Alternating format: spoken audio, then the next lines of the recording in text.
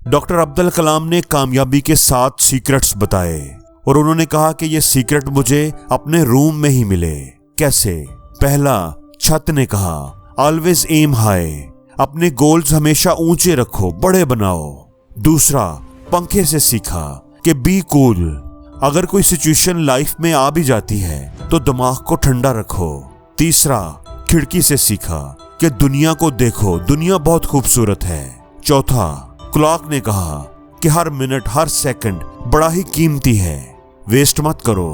पांचवा, कैलेंडर से सीखा कि हमेशा अप टू डेट रहो, अपनी इंफॉर्मेशन, अपनी नॉलेज बढ़ाते रहो। छठा, मिरर से सीखा कुछ भी करने से पहले देखो, सोचो तुम क्या करने जा रहे हो और इसका रिजल्ट क्या होगा।